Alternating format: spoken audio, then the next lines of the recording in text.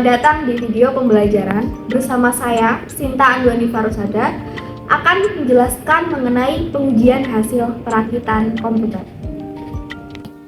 Setelah melakukan perakitan komputer, tentunya wajib untuk melakukan pengujian hasil dari perakitan komputer tersebut. Ada beberapa proses yang dapat dilakukan dalam mengecek hasil perakitan komputer. Yang pertama adalah melakukan proses power on self-test. Proses ini adalah hal yang paling wajib karena jika komputer sudah berhasil melewati proses ini sebesar 80%, maka hasil perakitan sudah berhasil. POS atau power on self-test. Apa sih itu? POS dapat diartikan sebagai rangkaian proses tes yang dilakukan komputer pada saat booting atau pertama kali komputer dihidupkan untuk mengetahui kondisi komponen perangkat keras komputer dan komponen pendukungnya. Dengan adanya proses POS ini, pengguna akan lebih mudah dalam mengidentifikasi bila terjadi masalah sehingga dapat menentukan langkah perbaikan yang paling tepat seperti apa. Ada beberapa kode yang akan diberikan oleh komputer bila terjadi masalah.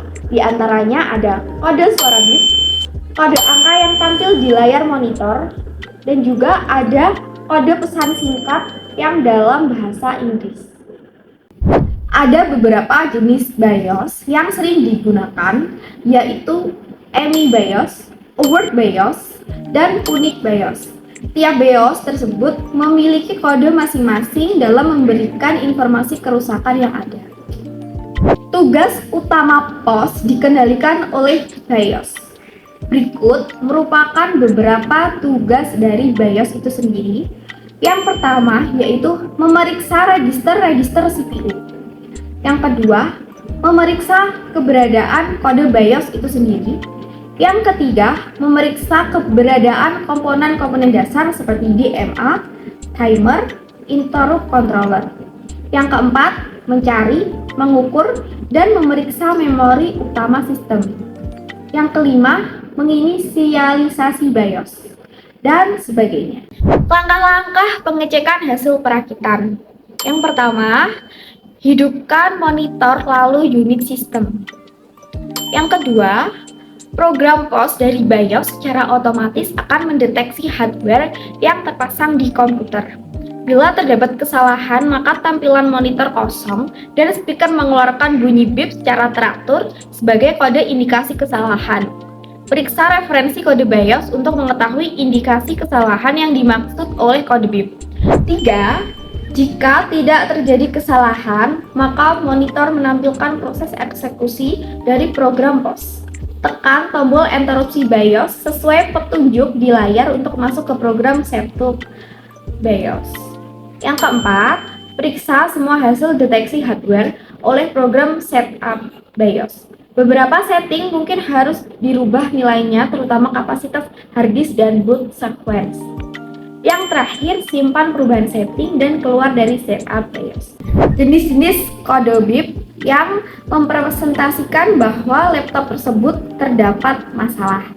Yang pertama ada bunyi bip panjang berulang kali. Solusi dari kerusakan ini yaitu perlu dilakukan pembongkaran CPU untuk membersihkan kuningan pada capping memori atau dapat juga dengan mengganti memori lama dengan memori yang baru. Yang kedua ada bunyi bip panjang diikuti dengan bip pendek. Nah, solusinya apabila terjadi kerusakan pada VGA card, maka tindakan penyelamatan adalah melakukan pembersihan pada VGA card, tepatnya pada bagian kuningan yang terkoneksi ke motherboard apabila menggunakan VGA card not on board. Untuk mengetahui jenis kerusakan atau permasalahan yang sering terjadi pada komputer ketika dinyalakan, dapat dikenali melalui bunyi bip yang muncul pada speaker motherboard pada saat pertama kali komputer dihidupkan. Maka dengan mengenal bunyi bip pada tiap motherboard, kita dapat mengetahui kerusakan atau masalah pada motherboard. Di antaranya ada motherboard dengan overt BIOS dan unique BIOS.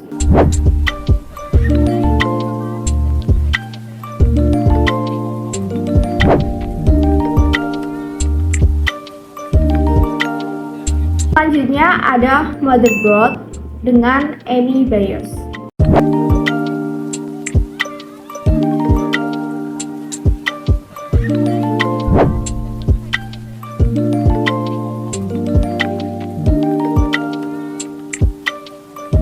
Selanjutnya, pada semua tipe motherboard.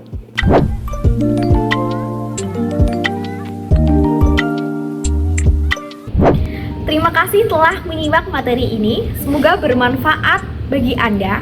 Sampai jumpa di video pembelajaran lainnya.